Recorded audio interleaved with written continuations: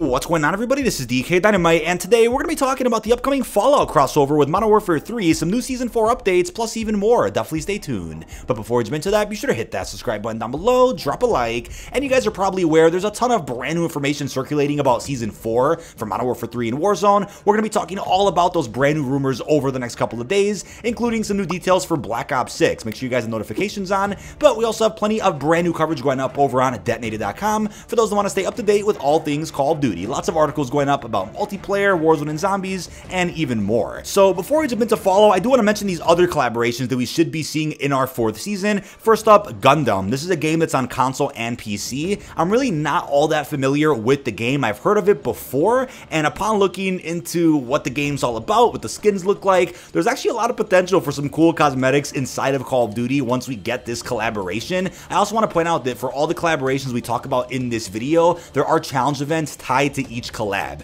Hopefully that's really clear. But yeah, I love that Call of Duty is really going all out and crossing over with other properties that you would never have expected COD to cross over with. I think it keeps things fresh, and yeah, although we are getting some big crossovers here and there with major TV shows and major movies, it's nice to see COD also reference other games that exist outside of the Activision umbrella. We got that really odd Crash Bandicoot crossover not too long ago, and we're also going to be seeing what is going to be our first Xbox collaboration, which we're going to get to in just a couple of minutes. But we also have a collaboration with The Crow. This is a movie that's actually not that far from release, and I'm sure the crossover in COD is meant to release alongside maybe roughly when the movie is going to drop. I think it's going to be similar to what we just got with Godzilla X Kong: The New Empire, where the event starts either right before or right with the launch of a new movie. That's probably what they're going to end up doing. But yeah, I'm not really too familiar with The Crow either. I know the new movie coming out is a remake of some sort. If you guys are fans of either of the properties I just mentioned, let me know down below in this video's comments. But I want to remind you guys of what we ended up seeing for the Warhammer collaboration, because I do believe we're going to be seeing a similar collab to the one we just got with Warhammer, but for one of your favorite Xbox properties. Bear with me for a second. So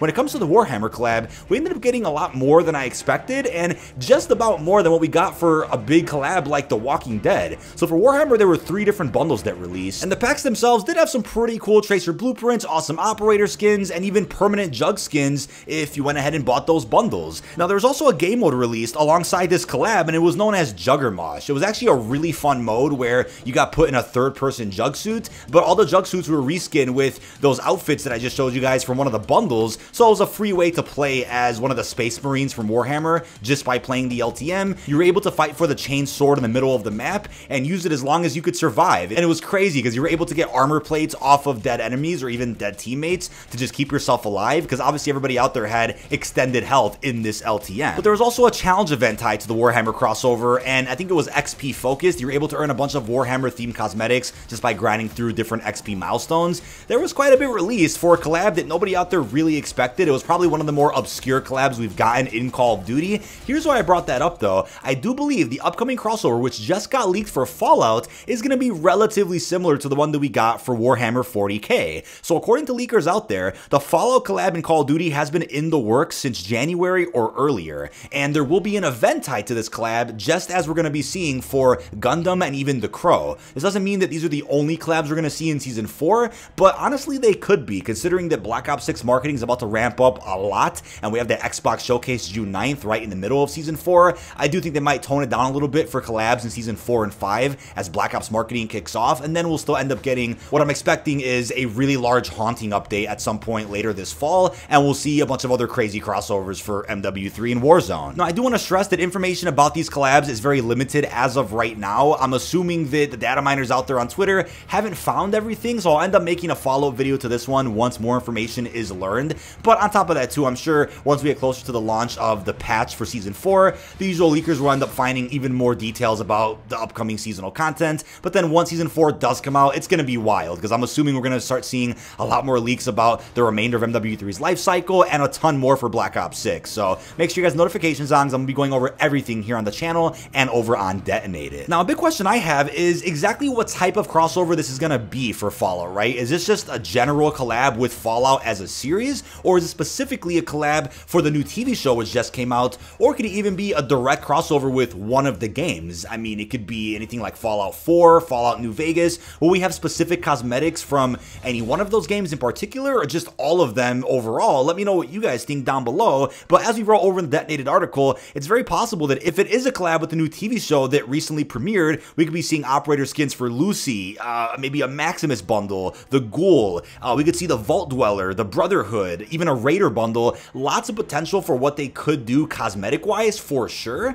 and you can already foresee even more cosmetics like charms, decals, loading screens. There's a lot they could do here, but like I was just mentioning a couple of minutes ago, this is going to mark the first collaboration between Call of Duty and an Xbox property. So now that Activision is owned by Microsoft, I think we're bound to see a ton of really cool collabs with other Xbox properties, and we'll circle back to that topic. But there was this cool tweet I saw by COD Warfare Forum over on Twitter, and he went ahead and speculated what we could end up getting, which also may be similar to the Warhammer event. So he went ahead and wrote Power Arm skins for the Jugs, Fallout Vault Dweller skins, Ghoul skins, Vault Boy weapon charm / stickers, Pip Boy skin to call in streaks, Dog Meat pet / finisher, the Orderly robot pet / finisher, and various themed blueprints. Now, I'm not too familiar with Fallout lore. I played a few of the games way back when. It's honestly been a while, and I'm gonna watch the show at some point soon. But looking at some of these images based on the tweet, I think there's a lot of potential here for what they could include in a Fallout themed event. I'm honestly just crossing my fingers that we could see an actual challenge event, not an XP focused one, where it makes us do crazy things in multiplayer, Warzone, or Zombies. I mean, hell, let's even reskin the Juggermosh LTM, but with the suits from Fallout,